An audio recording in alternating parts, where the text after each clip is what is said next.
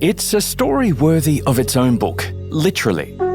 Switzerland, the peaceful alpine nation, home to living traditions and a modern powerhouse of innovation, celebrating the 175th anniversary of the Federal Constitution. 175 years, paving the way for Switzerland as a democratic and diverse country.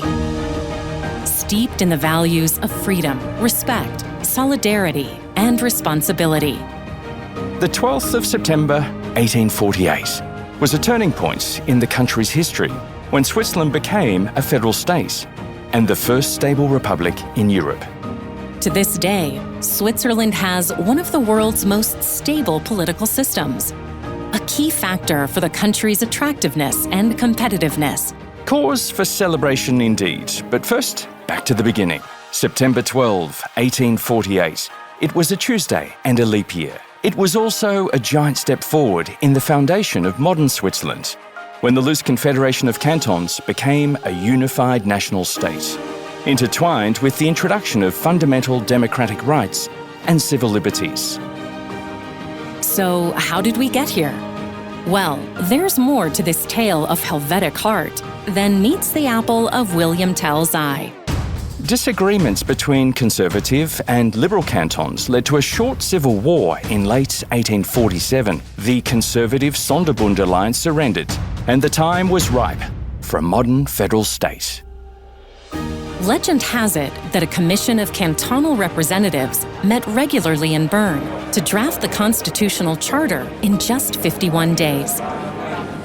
2/3 of the 22 autonomous cantons agreed to the charter, and it was subsequently adopted on the 12th of September, 1848.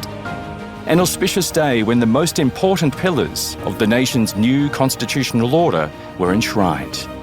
The Federal Council as the executive, the Federal Assembly as the legislative, featuring two chambers, the National Council representing the Swiss population and the Council of States representing the cantons. The separation of powers, the division of tasks between federal authorities and the cantons, sharing a common foreign policy, common currency, and free movement of people without internal customs duties. The cantons relinquished rail, postal, and telegraph services, delegated to the Confederation. Basic rights and civil liberties were also won, like the right to vote and stand for election, initially reserved for Swiss male citizens of Christian denomination. 1848 was just the beginning. Social change led to a total revision of the federal constitution in 1874, and the expansion of people's civic rights, including freedom of trade, freedom of religion, and freedom of establishment. Switzerland's representative democracy became a direct democracy with the introduction of the optional referendum in 1874, followed by the right of initiative in 1891, giving the electorate the final say on political issues.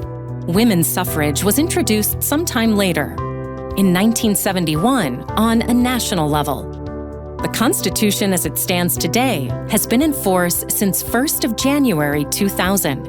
This isn't the end of the story, however. Quite the opposite. New chapters will be added to the Constitution over time, as this living text is a reflection of changes in society and political needs. The Swiss Federal Constitution, 175 years young. A story to be continued.